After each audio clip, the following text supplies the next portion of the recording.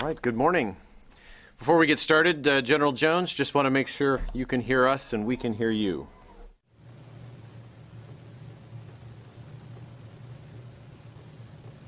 Yep, I've got you loud and clear. Great. Thank you, sir. Ladies and gentlemen, we're pleased to be joined today by Major General Rupert Jones of the United Kingdom, who serves as the Deputy Commander for Combined Joint Task Force Operation Inherent Resolve. Joining us today live from Baghdad to brief you on the latest state of play with Operation Inherent Resolve and to take your questions. Sir, we'll turn it over to you for any opening comments you might have.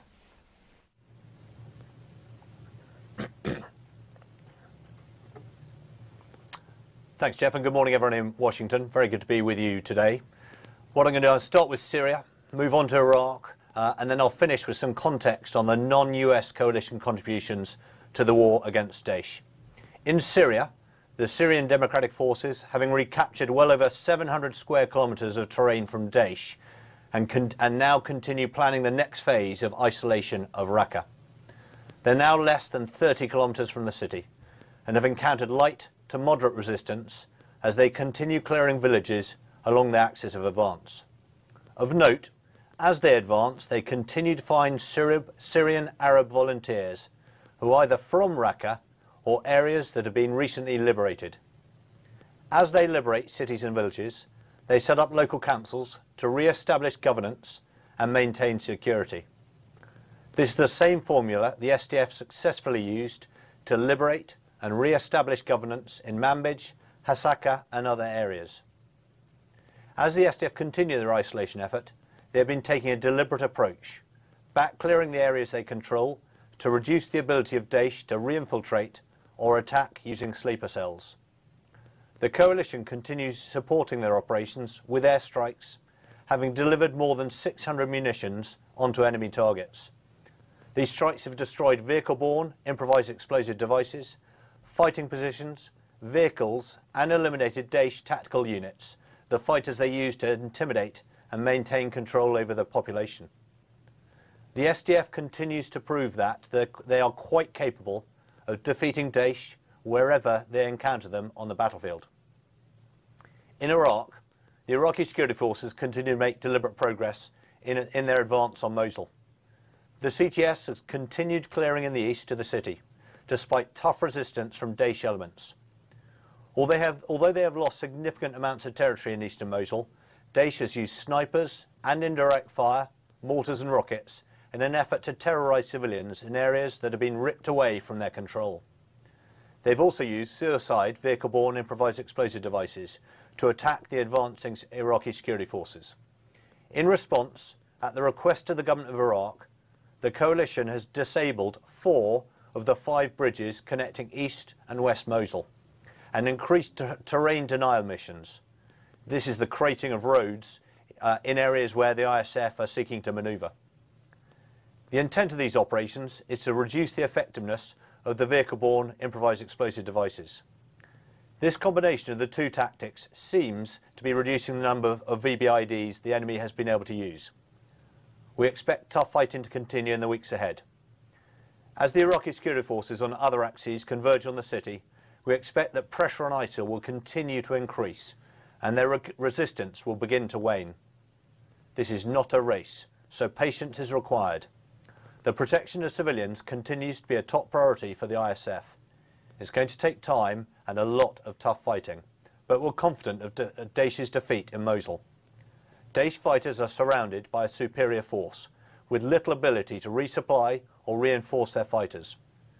Since the beginning of the counterattack to liberate Mosul, starting on October the 17th, the coalition has relentlessly bombarded the enemy.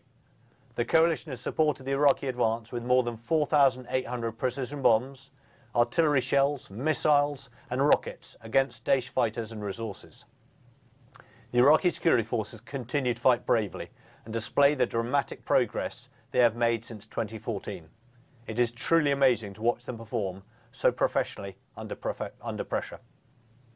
Now, as a senior non-US officer in the coalition, I want to share some context about the contribution of non-US coalition members. As you know, we're a coalition of more than 60 nations, united against Daesh, and we're very proud that so many have offered contributions to fight against Daesh's twisted ideology here in Iraq, in Syria and other locations around the world.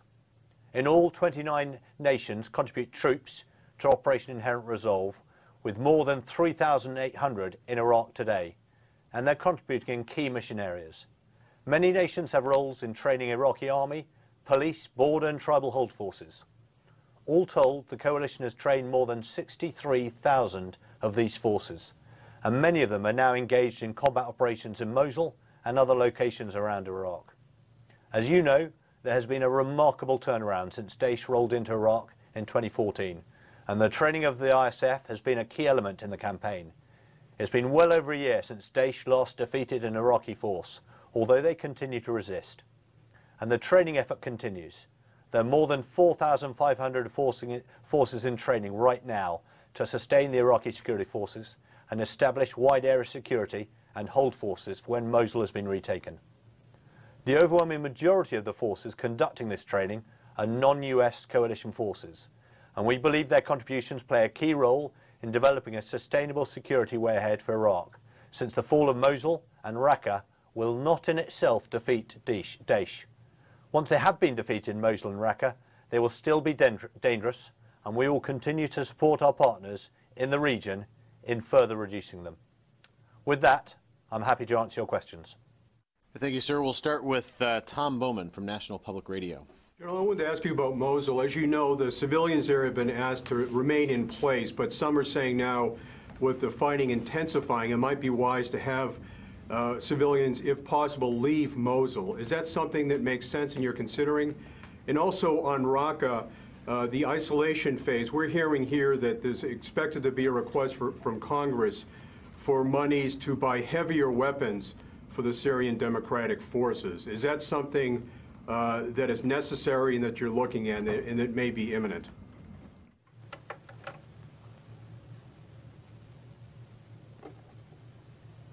Tom, you broke up a bit at the end there, but I think I got the gist of both your questions.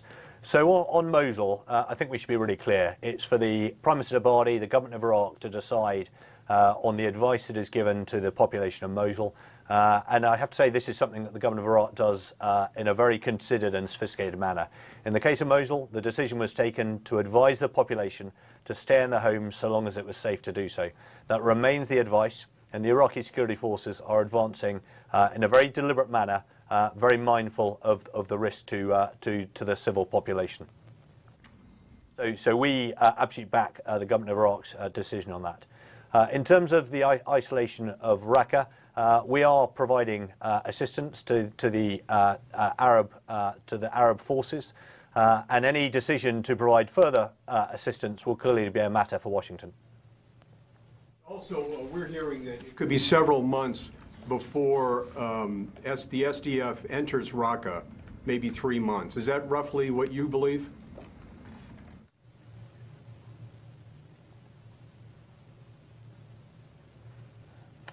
Well, look, I think the first thing is timelines are not particularly helpful.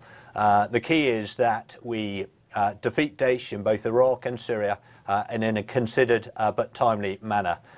Exactly how long that takes will depend on events on the ground.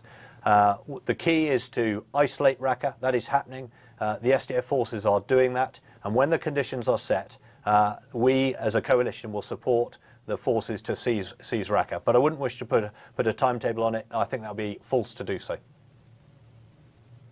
Okay, next, Nancy Youssef from the Daily Beast. Thank you, General. I had two questions. One, we've heard this week that the PMUs or PMFs are being incorporated into the Iraqi army. I'd like to know how that potentially affects fighting and how you anticipate that could affect the shaping of Mosul after its presumed liberation. And secondly, you mentioned earlier that you don't like timelines, but we know that the Iraqis had a timeline for Mosul. I'm not asking you for where they are in that timeline in terms of the end date, but it seems that they are slower than they had anticipated in terms of this part of the campaign. Is that a fair characterization? Thank you.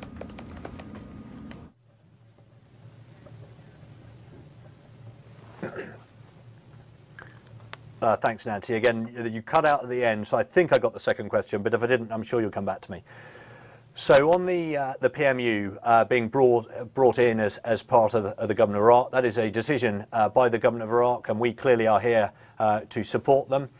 In terms of the support that we provide, we are here to support the government of Iraq in their plan to defeat Daesh in Mosul, in Tal Afar, in other areas. And as you know, we provide support to the Iraqi security forces, and we'll provide the necessary support to Prime Minister Abadi's plan. So from our perspective, this bit of legislation I don't think fundamentally changes how we do our business. The second question I think was to do with the Mosul timeline, where Prime Minister Abadi is confident, he is content that the operation is going to plan, and we would absolutely echo that. The Iraqi security forces have done an extraordinary job in advancing to, closing up to the city and breaking into the city. And they're now making good, deliberate headway through the city. I think the key with the clearance of Mosul is that we want it to be done in a safe and a secure manner. And that's exactly what the Iraqi security forces are doing. They're clearing deliberately with absolute regard to the safety of the civilian population. And from that regard, they're very firmly on schedule, as Prime Minister Abadi has said today. Follow up briefly on the PMUs. Does it give any pause to the coalition that you have forces that could be seen as divisive in the post period and create the very conditions that allowed the very sectarian conditions that allowed a group like ISIS to rise in the first place? It seems that those PMUs are there to start to shape things in the post-operation period. Is there any concern that this could contribute to sectarian tensions?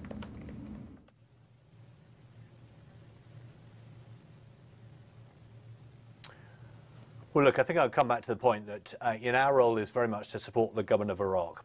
And Prime Minister Abadi is giving clear orders and instructions to the PMU. And I think we should recognise that during the course of the Mosul operation, the PMF forces have abided by those orders. And so for as long as they do that, I'm sure Prime Minister Abadi will be content with that. Whatever orders they are given as part of the operation, we will work closely with the government of Iraq. We'll support the Iraqi security forces in whatever that mission might be, and the PMU may support the Iraqi security forces in turn. Sir, I don't know your name, I'm sorry. Sure, that's fine. Wyatt Goolsby with EWTN, the Global Catholic Network.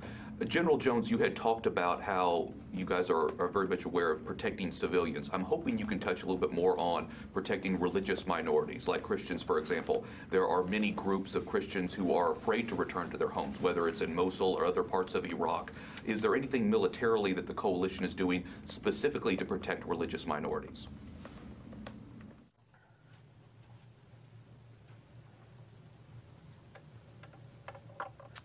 So I think you'll recognise our interest, the interest of the government of Iraq and the interest of the Iraqi security forces is to protect all civilians. And I'm confident that the government of Iraq takes absolute due account of the requirements of minorities. I know the humanitarian organisations do as well. And I know that the government of Iraq has thought very carefully about those minorities and making sure that there's no if you like, change to the ethnic balance in the Mosul area. But I think from us in the military, our absolute requirement and the requirement of the Iraqi security forces is to protect all civilians. Next we'll go to Kasim Aleri with Anadolu News Agency. General Jones, in the initial shape of Mosul battle was apparently leaving the western part of the city open. However, we see that the Shia militia group is now moving toward that route, closing that route, and they have announced even that they have closed that route. Is this part of the coalition plan or Iraqi plan for the Mosul battle, or is it just an attempt by the militia group itself?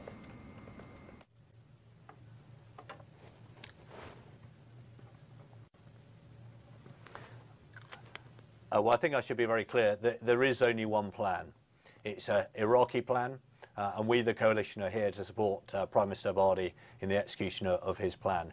And as I touched on earlier, the Popular Mobilisation Forces have so far absolutely abided by Prime Minister Abadi's orders, and therefore was it part of the plan for the PMF to go out into the west of the city? Yes, it was. Have they done it at the instruction of the Prime Minister? Yes, I'm confident that they have. So this is very much an Iraqi plan, and we are here to support them. So how does this movement by the Shia militia help the coalition effort to liberate Mosul?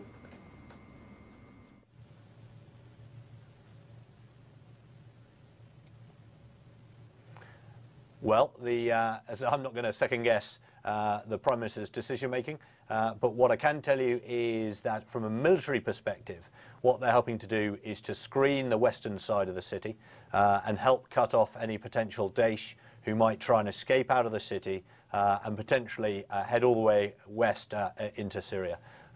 So that's the military role that they're fulfilling. Next we'll go with Jennifer Griffin of Fox News. General Jones, have you seen any evidence of Iranian ballistic missiles in Iraq or in Syria, either production or placement of?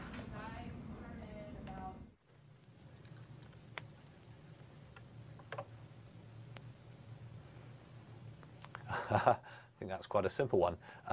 No, I mean we're very much focused on the counter-Daesh fight, and I'm not going to comment on broader policy issues with regards to Iran. That's very firmly a Washington matter. We're here focused on the counter-Daesh fight. As I've said, we are here supporting the government of Iraq, supporting Prime Minister Abadi to rid Iraq and our partners to rid Syria of the barbaric enemy that is Daesh. Just to follow up, are you seeing any Iranian forces involved in the fight in Mosul or in Syria?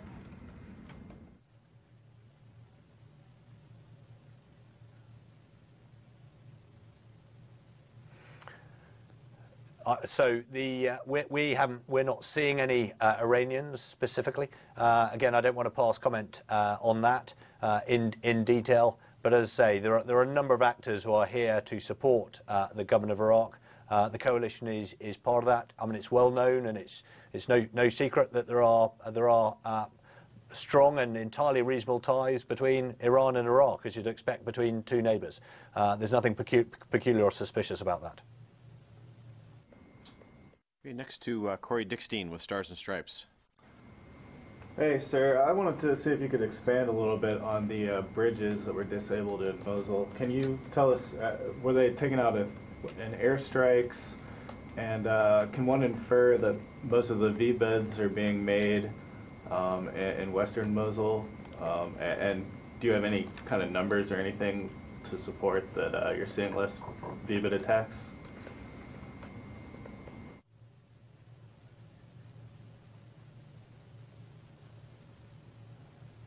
I think I got most of that question, which is about the bridges. The back end of it, you may want to come back to me on. There was something to do with numbers, which I didn't quite catch. So we have hoped to leave the bridges intact for self-evident reasons. They're fundamental to the economy of Mosul after the liberation of the city. But it was becoming increasingly clear to Prime Minister Abadi that the enemy were using them to have free flow between the west and east of the city, to bring in explosive devices to attack the Iraqi security forces, and to move fighters, fresh fighters, in and out of the east and west of the city.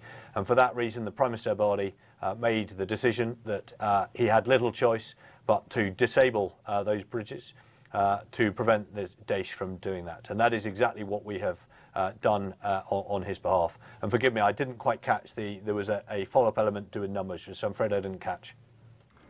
You had mentioned that perhaps less V-bid attacks had occurred since you'd taken out the 4 bridges. Do you have any numbers or anything like that to support that? And were the bridges taken out with airstrikes?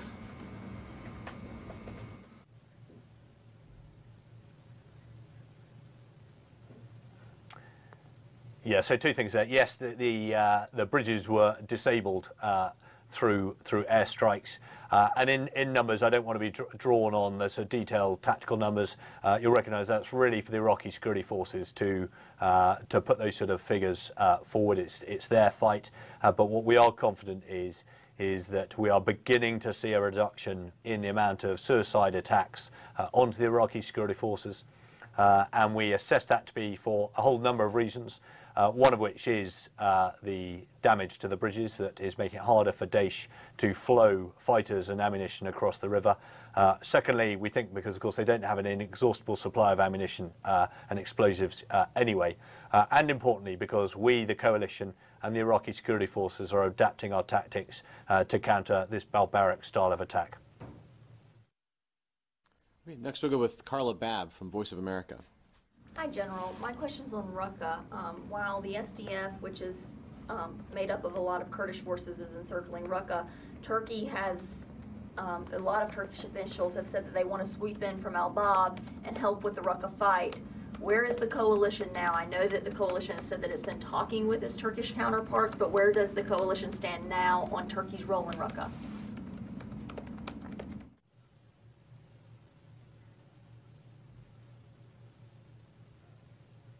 Yeah, thanks. So the coalition position has been consistent, I think, for some time, and that it is that we are in the process of isolating the city of Raqqa. To do that, we are using the Syrian Democratic Forces. They're the forces on the ground. They're the forces capable of isolating the city. They're therefore the forces that give us the fastest and most effective route to rid Raqqa of Daesh and therefore increase security to the region but also globally. So that's the first thing to say. The second thing is, of course, we'll continue to work with Turkey and with our other partners. And we will find the most effective force to retake Raqqa, and we are open to options for that. But in terms of isolating the city, that will be the SDF supported by the coalition. But as I say, we will continue dialogue in terms of what force might be able to help with retaking Raqqa in a timely manner. No final plans on Turkey have been made so far to include them at this point.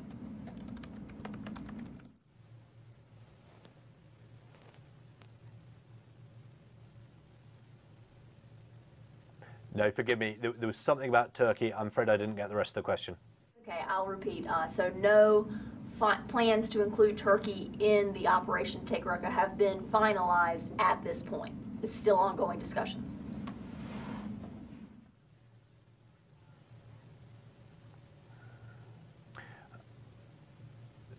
That is correct. So at the moment, the isolation force is the coalition supporting the Syrian Democratic Forces.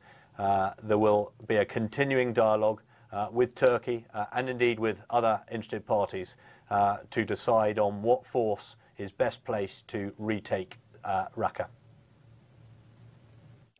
All right, next to Courtney Cuby from NBC News.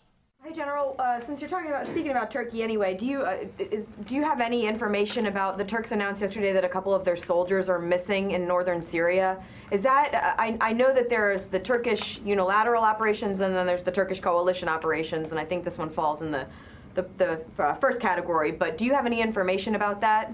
And were there any other coalition members with these soldiers at the time that they went missing?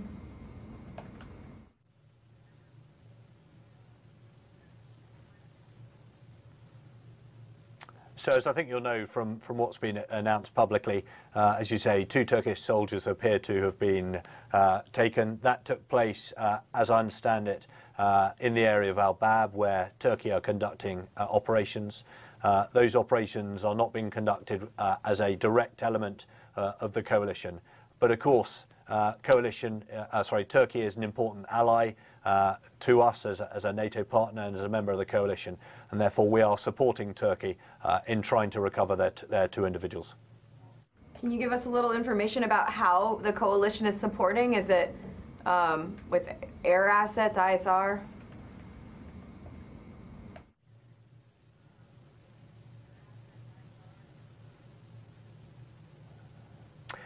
You'll forgive me if I don't want to go too far into the detail of that. I think it would be inappropriate to do so. You'll recognise this is a personnel recovery operation. It is therefore inherently sensitive. And I think we wouldn't actually be helping the Turkish very much if we therefore divulged the nature of the assistance we're providing. I think the key is that we work to support Turkey in recovering their 2 individuals. And then if I could just ask one more on Mosul, as the CTS have been taking some pretty heavy casualties in the east in the past couple of weeks. Are you seeing any sign that their casualties, whether it's injuries or deaths, are becoming unsustainable for the CTS to maintain the push into Mosul, and that there needs to be some sort of like bringing in more Iraqi infantry, or there needs to be some change in how hard the Iraqis are deploying the CTS? I know that this is an Iraqi issue, but as a partner of theirs, you know, are you seeing any signs that there needs to be a change?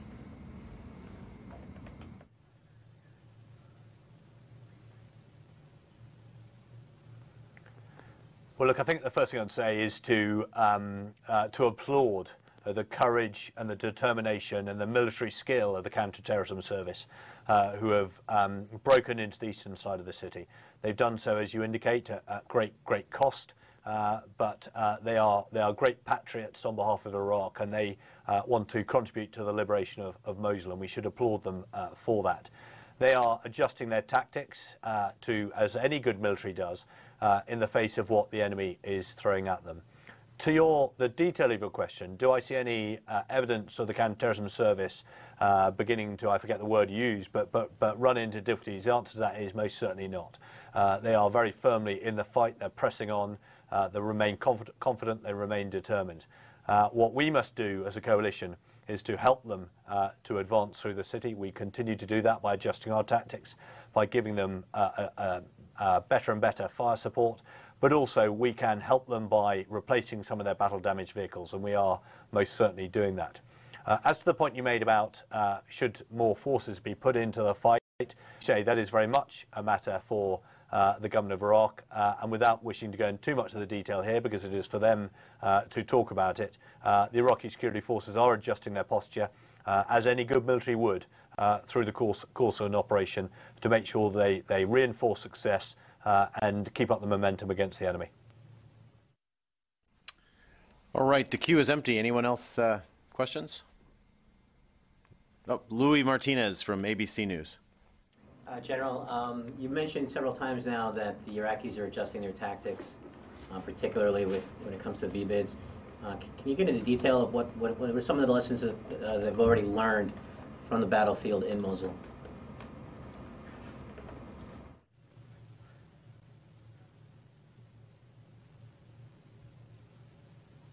Yeah, sorry, I didn't get the back end of your question, but I got the front end, which was about how the Iraqis are adjusting their tactics. Well, the first thing I'd say is that the Iraqis are working really hard to close up on all their axes to get into the city. As they do that, that will place Daesh under greater pressure and will relieve pressure on the counter-terrorism service, and that must be a good thing. In terms of how they and we are adjusting tactics, I touched on it in my opening statements. In terms of trying to limit the ability of Daesh to bring their suicide vehicles onto the counter-terrorism service. And that is what we've been seeking to do, and part of that is about cratering the routes so that those suicide vehicle-borne IEDs physically can't get down the routes and strike the counter-terrorism service in their flanks. If I could follow on again, overall on the whole battlescape of the battlefield there in Mosul, what are other lessons that you've learned? And then just a quick follow-up on the bridges. I imagine that these are pinpoint disabling, as you put it, of the bridges, and not total destruction of the bridges. Would that be accurate?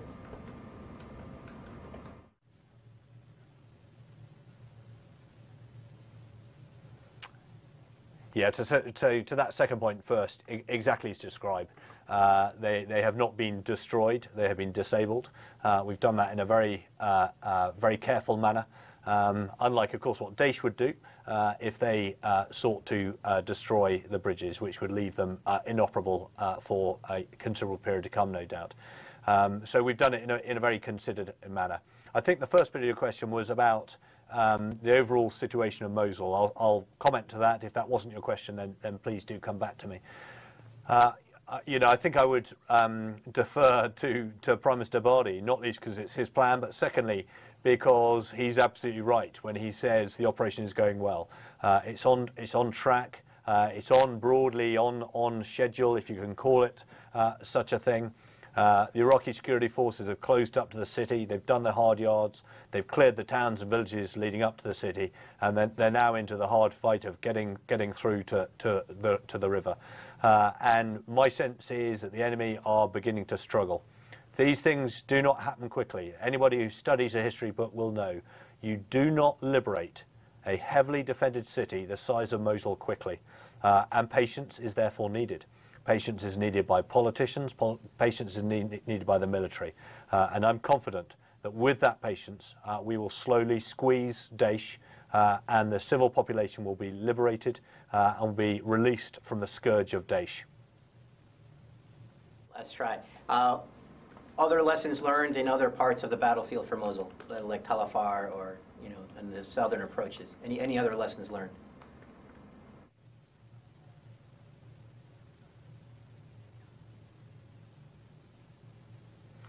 Well, I mean, I think any military is learning all of the time. That's the nature of our profession. And the Iraqi security forces are a hugely professional organisation, as they've demonstrated month after month as they've advanced back through their country, liberating their towns and cities. So, do they learn all the time? Do they adjust their tactics all of the time? Absolutely. I can guarantee if we flew ourselves forward to a forward outpost of the counterterrorism service right now, over their cups of tea, they'll be discussing their day's fighting and they'll be discussing how they refine their tactics for tomorrow. That's what the best militaries do, and I can guarantee that's what the Iraqi security forces are doing right now. Okay. Last call. And sir, with that, we will say farewell. Any final words for us, General?